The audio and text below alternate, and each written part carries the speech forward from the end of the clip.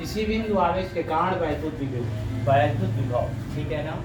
ज्ञात करना है किसी बिंदु आवेश के कारण वैद्युत विभव। तो जैसा कि चित्र हमने बनाया है, माना एक धन q आवेश जो है बिंदु O पर स्थित है, ठीक है। माना एक धन q आवेश बिंदु O पर स्थित है और यह एक ऐसे माध्यम में स्थित है जिसका डाइलेक्ट्रिक कांस्टेंट क्या है, K है, ठीक है। तो माना एक आवेश Q जो है बिंदु O से बिंदु O पर स्थित है और यह एक ऐसे माध्यम में स्थित है जिसका जो है डाइलेक्ट्रिक कांस्टेंट क्या है, K, ठीक है।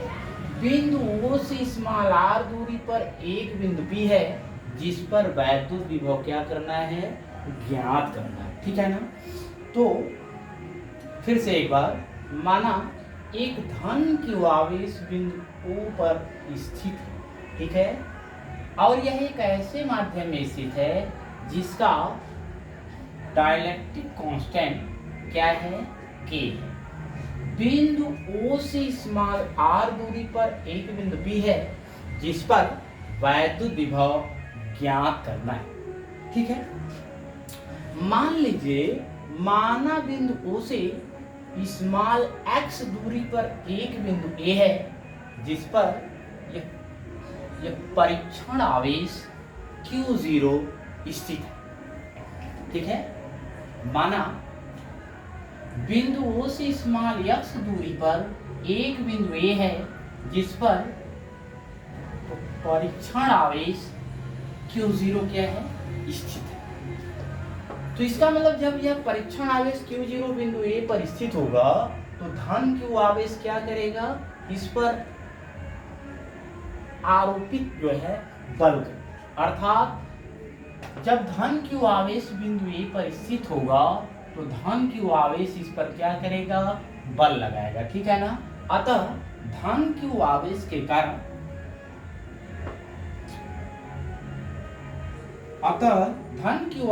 कारण परीक्षण आवेश Q0 पर आरोपित बल F बराबर, देखिए कूलॉम के नियमानुसार F बराबर होगा 1/4πε0 K इंटू Q0 बटे दोनों के बीच की दूरी क्या है, x²। देखिए कूलॉम का नियम है, यही था, Q1 Q2 और इसके बीच की दूरी अगर स्मॉल r है तो कूलॉम के नियमानुसार दोनों आवेशों के बीच लगने वाला आकर्षण एवं प्रतिकर्षण बल F बराबर होगा 1/4πε0 K इंटू Q1 Q2 बटे दोनों के बीच की दूरी, ठीक है ना। तो इसी तरह से धन Q आवेश के कारण आवेश Q0 पर लगाया गया बल F बराबर होगा 1/4πε0 K इंटू Q0।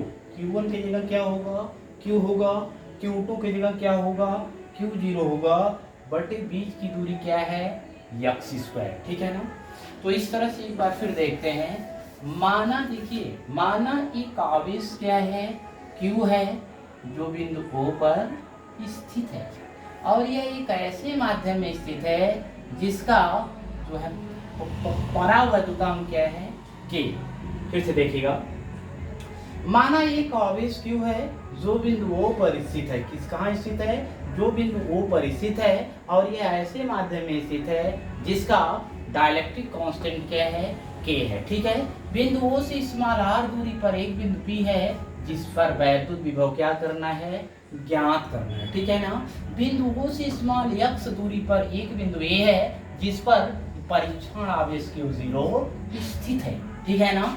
अतः जब एक परीक्षण आवेश Q0 बिंदु A पर स्थित होगा तो धन Q आवेश के कारण इस परीक्षण आवेश Q0 पर लगाया गया बल F कूलॉम के नियमानुसार 1/4πε0 K इंटू Q0 बटे x², ठीक है।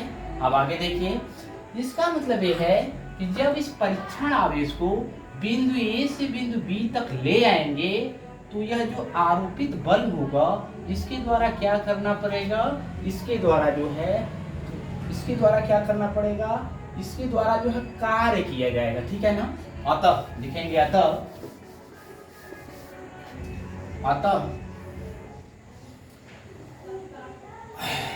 अतः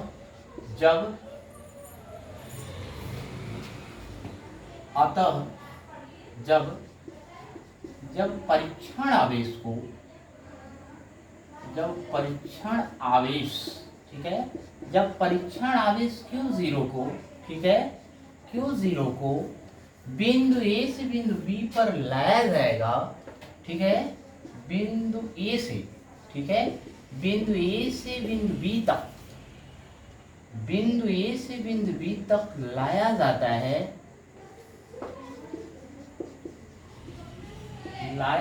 है, ठीक है। तो क्या होगा, जो यह बल होगा, इस बल द्वारा क्या करना पड़ेगा, एक कार्य करना पड़ेगा, ठीक है ना। तो बल द्वारा किया गया, बल द्वारा अर्थात आरोपित बल द्वारा किया गया कार्य बराबर आरोपित बल द्वारा अर्थात धन Q आवेश है, इसके द्वारा आवेश Q0 पर जो आरोपित बल F है उसके द्वारा किया गया कार्य। तो आरोपित बल F द्वारा किया गया कार्य, ठीक है, आरोपित बल F द्वारा किया गया कार्य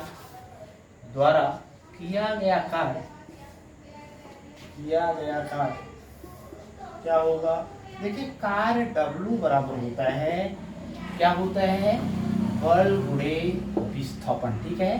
क्योंकि यह देखिए आवेश है, ये बल है, ये सब सदिश राशि है, तो dW होगा, क्या होगा, dW बराबर F, ठीक है, F dx। देखिए A और B के बीच की दूरी क्या है, dx है, ठीक है ना। तो F डॉट, ये सब क्या है, वेक्टर क्वांटिटी है, vector F dot vector ds, ठीक है ना।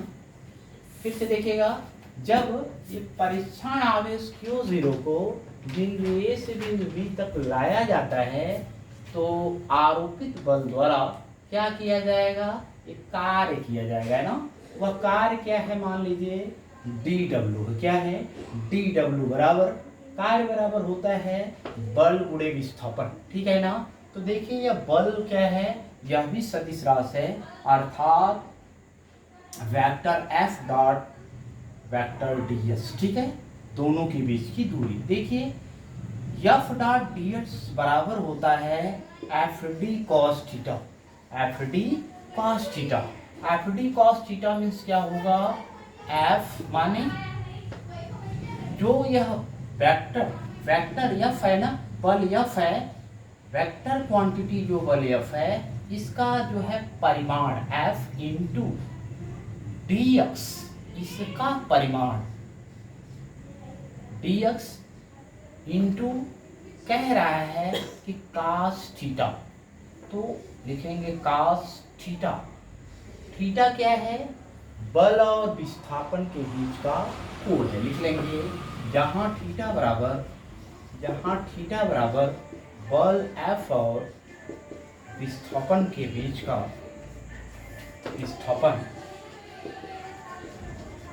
बल और विस्थापन dx के बीच का कोण है, ठीक है, dx के बीच का क्या है, बीच का कोण है। फिर से देखिएगा एक बार और, मान लीजिए, माना एक धन Q आवेश जो बिंदु O पर स्थित है और इससे स्मॉल r दूरी पर एक बिंदु P है जिस पर वैद्युत विभव ज्ञात करना है, ठीक है ना। मान लीजिए बिंदुओं से x दूरी पर एक बिंदु A है जिस पर अन्य आवेश या परीक्षण आवेश Q0 क्या है, स्थित है, ठीक है ना। तो धन Q आवेश के कारण अन्य आवेश Q0 पर है ना, आरोपित बल F बराबर क्या होगा, 1/4πε0 K इंटू Q0 बटे x², दोनों के बीच की दूरी क्या है, x है, ठीक है। इसके बाद मान लीजिए ये परीक्षण आवेश को बिंदु ए से बिंदु बी तक लाया जा रहा है, ठीक है ना। अतः यह आरोपित बल द्वारा क्या करना पड़ेगा, एक कार्य करना पड़ेगा, ठीक है। अतः जब परीक्षण आवेश Q0 को बिंदु ए से बिंदु बी तक लाया जाता है तो आरोपित बल F द्वारा किया गया कार्य dW बराबर vector F dot vector ds बराबर, ठीक है। वेक्टर ds माने दोनों के बीच का विस्थापन, तो F dot D S into cos theta ये होता है। देखिए vector F dot vector D बराबर होता है एफ डी कॉस थीटा, ये याद होना चाहिए। ये होता है जहाँ F क्या है वेक्टर, जहाँ F क्या है, ठीक है, वेक्टर F का परिमाण और D क्या है वेक्टर D का परिमाण, ठीक है ना। और थीटा क्या है दोनों वेक्टरों के बीच का कोण, ठीक है ना। तो इस तरह से dW बराबर होगा vector F dot vector ds बराबर F dx cos थीटा, ठीक है ना। यहाँ थीटा बराबर क्या है बल और विस्थापन के बीच का कोण है। देख लीजिए यह बल है और यह विस्थापन है, दोनों के बीच का एंगल कितना है 180, ठीक है ना। इसको लिखा जा सकता है अतः dW बराबर F dot dx into cos 180, ठीक है ना। थीटा का मान कितना होगा 180 अंश होगा, तो cos 180 या dW बराबर होगा F into D x into, देखिए cos 180 अंश बराबर होता है ऋण 1, ठीक है ना। तो बराबर हो जाएगा ऋण F dx, समीकरण नंबर 2, ठीक है। तो इस तरह से फिर एक बार माना धन Q आवेश बिंदु O पर स्थित है, इससे स्मॉल r दूरी पर एक बिंदु P है जिस पर वैद्युत विभव ज्ञात करना है, ठीक है ना। बिंदु O से स्मॉल x दूरी पर एक बिंदु A है जिस पर जो है परीक्षण आवेश स्थित है। अतः धन Q आवेश जो है क्या करेगा वो अन्य आवेश Q0 पर आरोपित बल F करेगा। आरोपित बल F बराबर 1/4πε0 K Q0/x², ठीक है ना। जब परीक्षण आवेश A को बिंदु B तक लाएंगे, A से बिंदु B तक लाया जाएगा, तो आरोपित बल F द्वारा किया गया कार्य dW बराबर vector F dot vector ds बराबर F dx into cos theta, ठीक है। जहाँ थीटा बराबर क्या है बल F और विस्थापन dx के बीच का एंगल है, कोण, ठीक है ना। या dW बराबर होगा F dx इंटू cos 180, ठीक है। या dW बराबर होगा F dx इंटू cos 180 बराबर होता है ऋण 1, बराबर होगा माइनस F डॉट dx, ठीक है। ये रहा समीकरण नंबर क्या 2, ठीक। और समीकरण नंबर 1 क्या था, समीकरण नंबर 1 था F is equal to 1/4πε0 K into Q0 बटे x², समीकरण 1 था।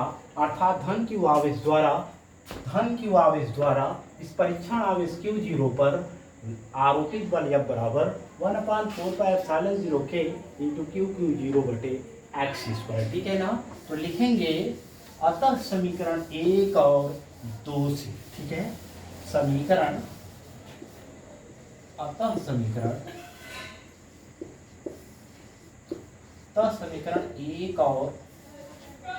एक और 2 से, ठीक है।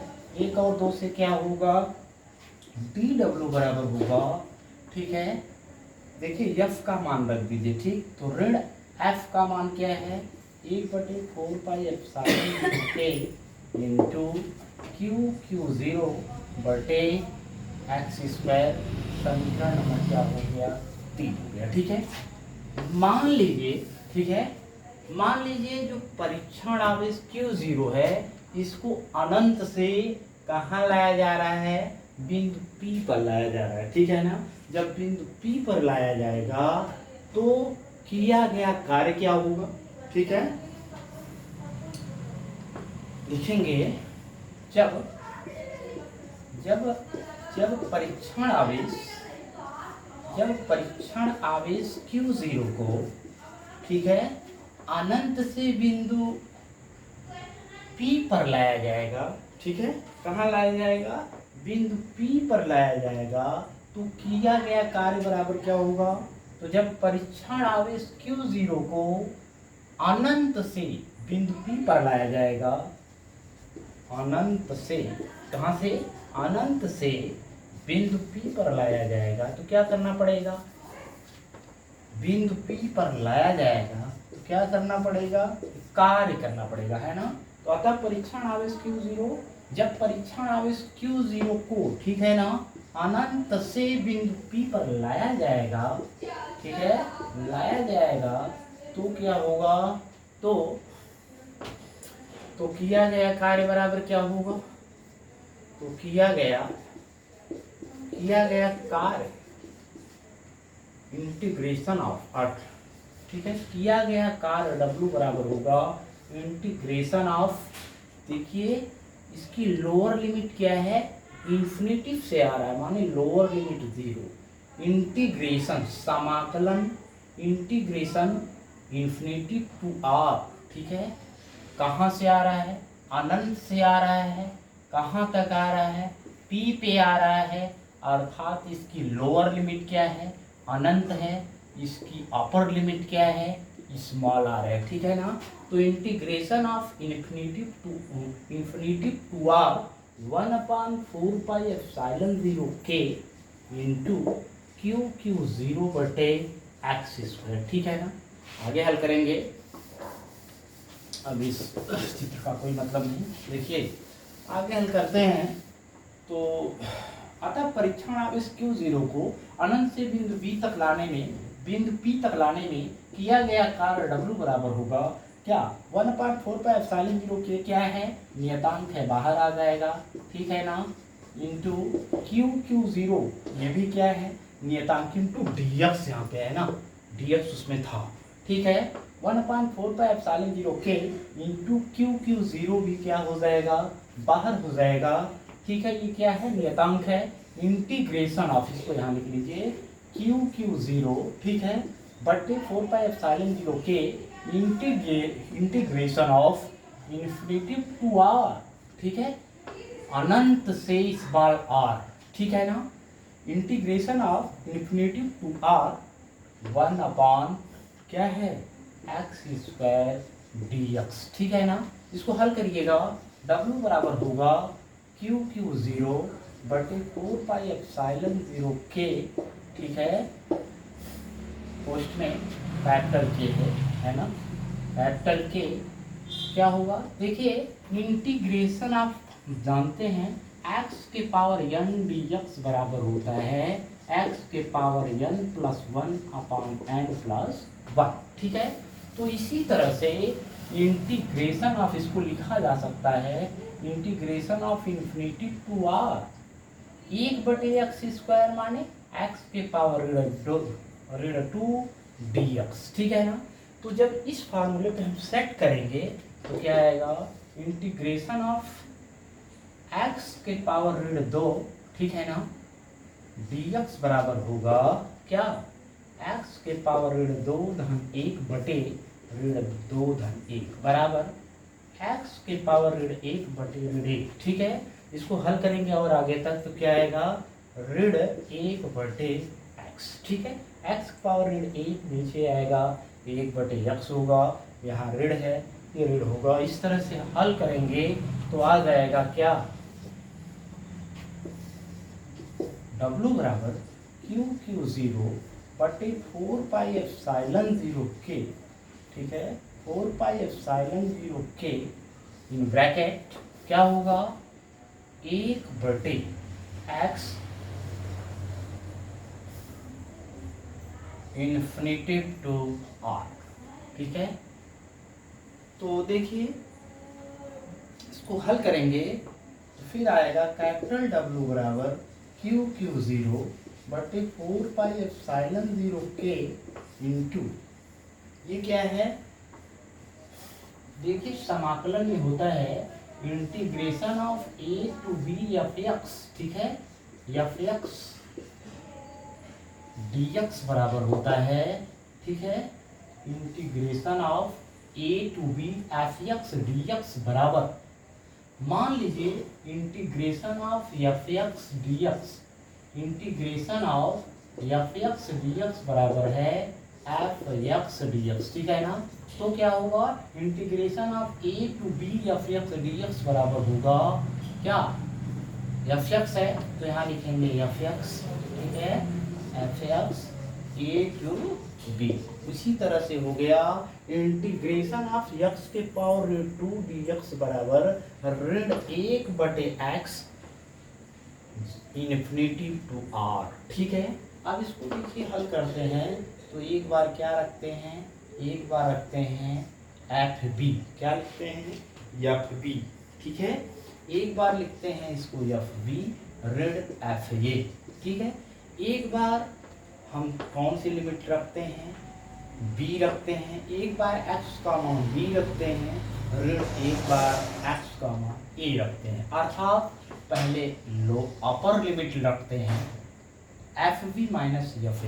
इसी तरह से हो जाएगा माइनस कोष्टक में एक बार एक्स का मान क्या होगा, आर होगा, ऋण, देखिए यहाँ ऋण है तो ऋण 1/इन्फिनिटी, ठीक है, एक बार एक्स का मान क्या होगा, अनंत होगा। इसको हल करेंगे तो कैपिटल डब्ल्यू बराबर क्यू क्यू 0/4πε0 के, इसमें समय लगा है क्योंकि अब देखिए 1/इन्फिनिटी मतलब एक में अनंत से भाग देंगे तो उसका मान 0 होगा, अर्थात इसकी वैल्यू कोई नहीं।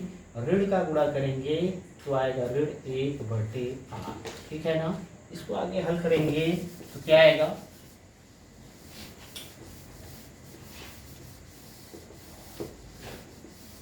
आगे हल करेंगे तो होगा अतः परीक्षण आवेश को अनंत से, ठीक है, अनंत से बिंदु P पर लाने में किया गया कार्य कैपिटल W बराबर होगा Q/4πε0 के इंटू, ठीक है, देखिए ऋण है यहाँ ऋण हो जाएगा, सीधा सीधा W बराबर ऋण Q/0/4πε0 के कैपिटल के है इंटू 1/r, ठीक है। इस समीकरण का उत्तर हो गया समीकरण नंबर 3, ठीक है। आगे देखिए हम जानते हैं, क्या जानते हैं, देखेंगे हम जानते हैं वैद्युत विभव V बराबर, वैद्युत विभव V बराबर क्या होगा, W/Q0, ठीक है। समीकरण नंबर क्या है, 4 है, ठीक है। लिखेंगे अतः समीकरण क्या होगा, अतः समीकरण 3 और 4 से, ठीक है, 3 और 4 से क्या होगा, समीकरण 3 और 4 से, ठीक है। देखिए समीकरण 3 में है W बराबर Q/4πε0 k × 1/r और वैद्युत विभव V बराबर W/Q0 समीकरण नंबर 4। तो यहाँ W का मान Q/4πε0 k × 1/r है, हल कर रख दीजिए तो क्या होगा, वैद्युत विभव V बराबर लिखेंगे, अतः वैद्युत विभव V बराबर क्या हो जाएगा, W का मान Q/4πε0 इंटू के, ठीक है ना, इंटू 1/r बाई क्या, बाई Q0। Q0 से Q0 क्या करेगा, कट जाएगा तो आ जाएगा, क्या आएगा, यहाँ माइनस भी है ना, क्या है,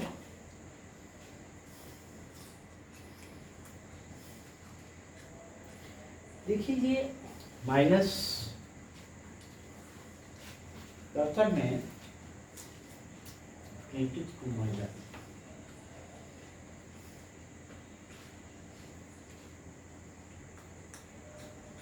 हाँ एक चीज देखिए हमने हल किया था क्या, W बराबर आया था -F.dx, यही आया था ना। तो इस माइनस में जब माइनस का इसका गुणा होगा तो ये क्या हो जाएगा, प्लस हो जाएगा, ठीक है ना। तो इस तरह से W बराबर आएगा Q/4πε0 1/r, ठीक है ना। तो हम जानते हैं वैद्युत विभव V बराबर W/Q0, यहाँ दखल करेंगे और V वैद्युत विभव V बराबर क्या आ जाएगा, वैद्युत विभव V बराबर आएगा,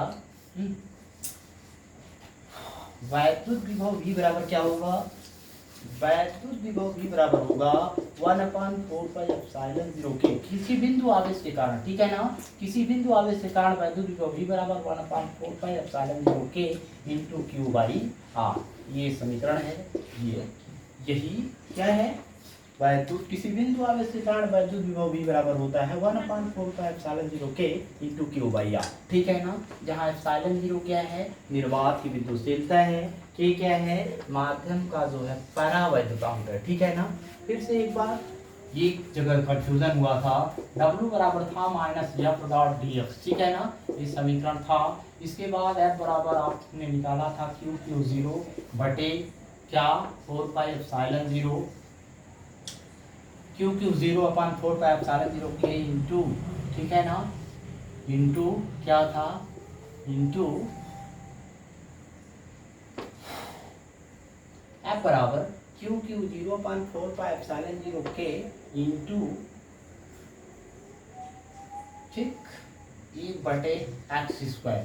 फिर जब इसका इंटीग्रेशन आपने निकाला, ठीक है, इसका जब इंटीग्रेशन आप हमने किया तो यह ऋण आया और यह ऋण और यह ऋण मिलके क्या हो गया, यहाँ धन हो गया था, ये ध्यान दीजिएगा, आगे थोड़ा सा कंफ्यूजन था। तो इस तरह से W बराबर Q0/4πε0 के इंटू 1/r, अर्थात किसी बिंदु आवेश के कारण किस वैद्युत विभव V बराबर होता है 1/4πε0 के इंटू Q/R, ठीक है ना। लिखेंगे वाया निर्वात के लिए, ठीक है, वाया निर्वात के लिए क्या होता है, वाया निर्वात के लिए माध्यम का परावैद्युतांक का मान 1 होता है, ठीक है ना। वाया निर्वात के लिए लिखते हैं, वाया निर्वात के लिए K बराबर क्या होगा, 1 होगा। जब K बराबर 1 होगा तो किसी बिंदु आवेश के कारण वैद्युत विभव V बराबर 1/4πε0 K का मान 1 Q/R, ये हो गया, ठीक है ना, ये रहा। तो इस तरह से किसी बिंदु आवेश के कारण वैद्युत विभव V बराबर होता है 1/4πε0 के इंटू Q/R, ठीक है ना। वाया निर्वात के लिए K बराबर क्या होता है, 1, अर्थात किसी बिंदु आवेश के कारण वाया निर्वात के लिए वैद्युत विभव V बराबर 1/4πε0 इंटू Q/R।